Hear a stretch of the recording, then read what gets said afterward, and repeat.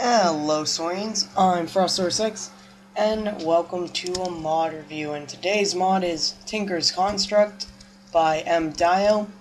and let's just jump right in. So, Tinker's Construct is a mod about building and creating and modifying your own awesome tools, and there's a lot of stuff to it, as you can probably tell. But let's start here. There are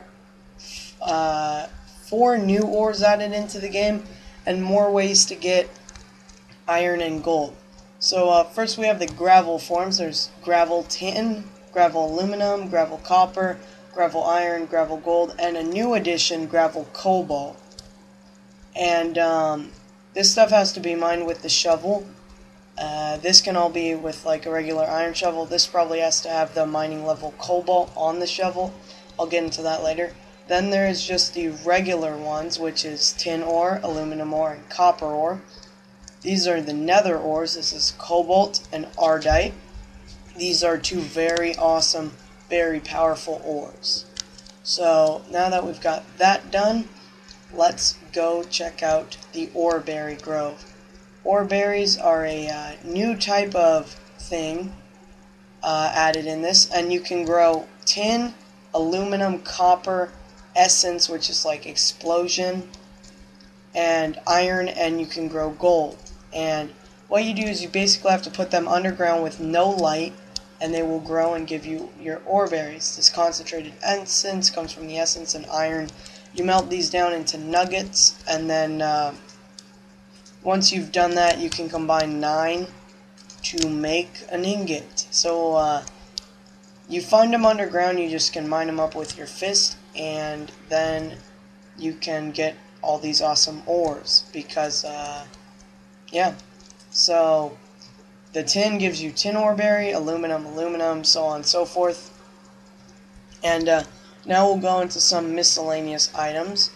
So, the knapsack, it'll hold items. It'll hold 1 chest worth of items, and you equip it to your back in different slot. This slot in survival, you have both slots. When you just press E and you put your knapsack right here, and the rest of this will be implemented later on.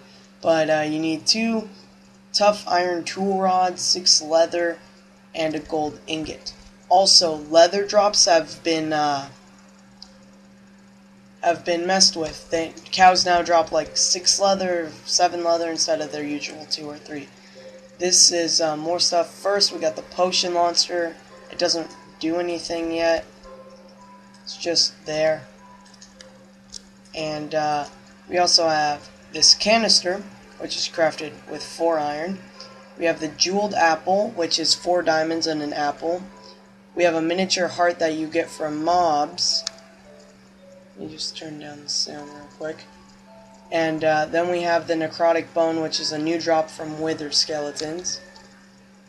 And you combine all of those to get the heart canister. And let me show you how to equip these. So basically you put that in, put in your knapsack, you'll get another slot. You put in your heart canister in game mode 0, and you now have an extra heart. And you can access that and that. And right now this is just a little bit weird. It's a little bit buggy. The things aren't working right, but it is a test version.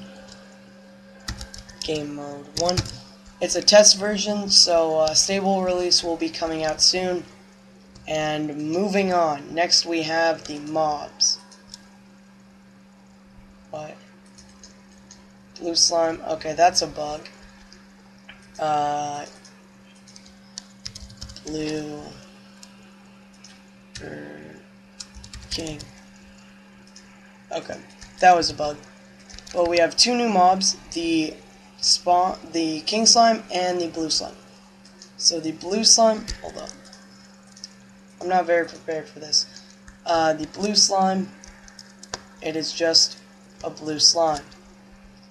And it's got double the health of a slime pretty much, and it drops this gelatinous slime, which is used for making the slimy mud, which is converted You can also use it as slime, which is pretty cool. Slimy mud, you convert it into slime crystals, which you use to create your slime weapons. And then there is the king slime. Why are there a billion slimes? You fight the king slime. King slime, feel my wrath. If you're wondering what I'm using, it is the pretty much most powerful weapon. See, I got a king slime chisel. That is pretty cool. The king slime will drop one random blue slime tool from the mod. So I'll show you all those tools that you can get after I clear out my area. Can't have these slimes around. Bad for business. Yeah, so they'll just hop around, they spawn everywhere, they just destroy everything, but these are all these slime items, but he will give you a king slime item. Which looks exactly the same, but it's a king slime item, proving that you defeated the king slime. Next, we are going to start actually getting into the tinkering and the constructing. Yeah. So all these cool items are what you're going to need, and I'll show you how to craft them. First, you need to make a blank pattern. You're going to need 1, 2, 3, 4, 5 blank patterns to start with. And it's just 2 wood and 2 sticks. And then you're going to put that on a plank and get a stencil table, a crafting table, and get a part builder, a log, and get a tool station. You're also going to put it over a chest and get a pattern chest, which will hold patterns. Next, you're going to need a tool forge, which is, if you don't want a part builder, basically, part builder is for tier 1 tools, and this is for your tier 2. So you can use block of anything, any ore in the mod. You can make a diamond one if you've got that many diamonds. You also need 3 seared bricks and your tool station. So then you get your tool forge, and they're all different colors. Then you put them down, you've got your stencil table, your part builder, your pattern chest, which hooks up to the part builder, your tool station, and your tool forge. So with this, you put in a pattern. Let me just show you guys. We grab one blank pattern. Chuck that in here. There we go. And we can go next, and we can see all these different patterns. So let's make a large blade pattern. Then you would go over to the part builder and you put this here and you put whatever material, and it costs 8. And you can make it out of pretty much anything. I'll show you in a bit. But then after that you would come over here and you would find cleaver, and that uses the large blade part, which is pretty awesome. But what I forgot to mention is when you spawn in, you get this book called Materials and You. It tells you about the ore berries, it tells you how to get started, and how to make all this stuff.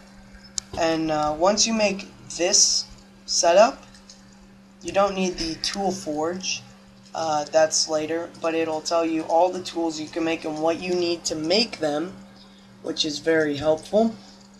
And then it tells you all of the items you can use, and it tells you their abilities, their attack. It's pretty awesome. It also gives you the modifiers that you can put on, and these modifiers give you like sharpness and fire aspect, life stealing, silk touch, knockback, all kinds of cool stuff. You can get beheading, which will get items, the heads of items, and then you get this other book when you make your smelting stuff, and it'll tell you how to make it. Again, buggy. It'll tell you how to make these, which is cool. Those are what you need, and it'll tell you if you lost this book, how to make what else you need. You can also make brownstone, which is a liquid tin and gravel, and clear glass that you can dye using dye. So M-Dio brought the colored glass stream to life. But now let's get into our smeltery. First, you're going to need to make grout, which is gravel, sand, and clay. You'll get 2 grout. Once you smelt the grout, it's 1 to 1. And use 4 seared bricks to make 1 seared brick. So this is not something that's meant to be done in 5 minutes. This will take a lot of resource gathering, a lot of time, a lot of work, but you will be happy. Next, once you have seared brick, so basically to make this you need 3 by 3 seared bricks on the ground, then 3 here, 3 here, 3 here, and 3 here, and then you can make it however high. But here you need a smeltery controller and a lava tank. Lava tank is seared tank is crafted with 8 seared bricks and a glass. You put it in the front here. You can make it anyway as long as that's your setup in the bottom. And then these are just decorative pieces for it if you want to see what you're cooking. The seared glass and the seared window crafted like that. Your smeltery controller, just 8 seared bricks. That's the main thing you need. When you right click it, you have your maximum number of ingots you can put in. The taller your smeltery, the more ingots. And you have your fuel, which you throw lava buckets into the lava tank. And also you're going to need a seared faucet. You're going to need a smeltery drain so you can pull your liquids out. You place them down and you face them and put the seared faucet on. Then when you have a liquid in there, you can right click the faucet and it'll pour into your table. And that's your casting table where you can make cast and make metal, because this part builder cannot work with anything metal. Anything metal you have to use the smeltery. So also if you want blocks, let's say you want to make diamond one of those, or a ardite one, you can make a casting basin and have it filter into here and just make a block. So let's do some let's do some smeltering. So I can fit a lot and it looks really cool. You're not going to want to put the blocks in there because you'll break it. Shows you your fuel. Once it heats up, it'll show you how many ingots you can make. And when you cook ores in here, like if you get an ardite ore and you cook it in a furnace, you get 1. If you cook it in here, you get 2. Even regular iron. If you bring back to your base 10 iron and you need 20, just throw them in your smeltery, boom, you've got 20. So now we have we have 27 ingots of molten aluminum brass. So that's where casting comes in. First, you're just going to want to put aluminum brass, which you can find out how to make in here, or gold in this, and you'll get a blank cast. Then you're going to want to take this to your stencil table, and you're going to want to get your ingot cast. Now you can pull ingots out of your machine. You can just go bam, and this is how you make a block. It'll fill up. Boom, now we have a brass ingot. And what else you can do is you can take apart. Let's say you want an iron one, but you only have flint. What you do is you slap your tool down, you pour some gold or aluminum brass over it. Now you've got yourself a cast. Now you just slap that down, and then you can pour whatever metal you want over that, and now you've got a shovel head. But now we can right click that, we got our block of aluminum brass. All of the aluminum brass. Yeah. So that's how you cast, you smelt, you create your tools. Now I'm going to show you what they do. So these are the tier 1 tools. These are what you would expect to be tier 1. There are a couple cool ones and a couple funny ones. There are also 2 new additions. So first, you all know you have your pick. It can I need to switch out of game mode. Game mode 0. Let me turn it on peaceful so I don't get attacked. Your basic pick. Boom. Some durability because it's flint, it mines. Basic shovel, mines. Hatchet is pretty cool. Here's a tree. This thing will basically destroy everything. You have some wood, it'll take care of that. You have leaves. The better your hatchet is, the faster it'll take care of them. And now we have a mattock. This is a multi-tool. I just hit a huge lag spike. This is a multi-tool that does not replace a shovel or an axe, but is pretty awesome. So we can dig dirt, we can dig wood, chop wood, whatever. It is pretty awesome. Next is your broadsword. It's just like a regular sword. Hit, block, nothing special, except you can make it better than a regular sword because you can tinker with it. So a basic flint one can two-shot a cow. That's about the same as stone. And next we have our long sword. So this is a little bit cooler. Right click, you charge up, and you jump. And after you jump, you always hit a critical hit on your next hit. So it one-shot that cow. And then we have the rapier, the dagger, the battle sign, the pan, chisel, and the flint short bow and arrow. So chisel is just used for carving blocks. Also, apparently you can eat them. Yep, eating chisels. Oh, I can't see it there. Eating all the chisels. Awesome. You can also use your rapier. And this is like, you go in quick, you hit, and you jump back. So right clicking jumps you back, and then you can go in. If I can get the pig, you can hit your target again, jump back, finish it off. Dagger, you can throw it, which has an awesome animation. You can slice with it, it's not too expensive. And the battle sign, you can block. You can just go up to pigs and slap them in the face with a metal battle sign.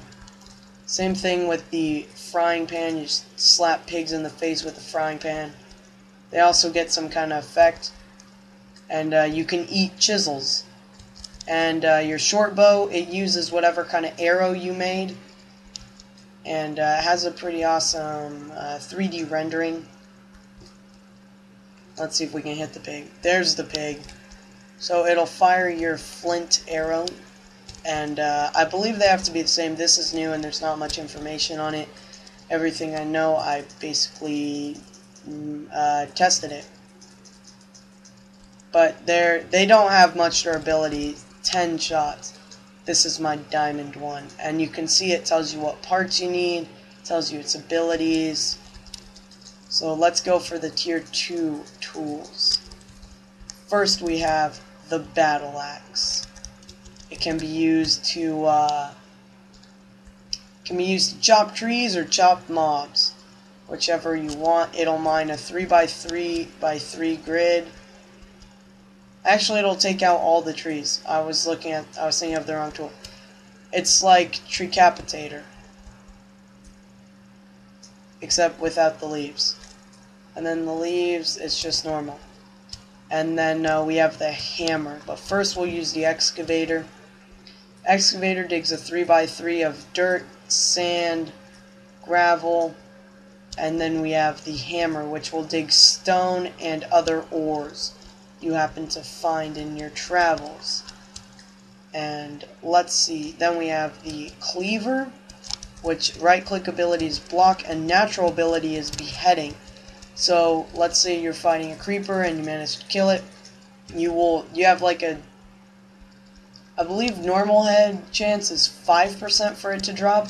This gives it to like 30 or 40%. I was playing around with this and I just killed probably 10-15 zombies and got 6 or 7 heads from it. And it was pretty awesome. Next we have the scythe. It's used for blocking and... oh, I forgot, the mattock can, if you right click with it, can also hoe the ground.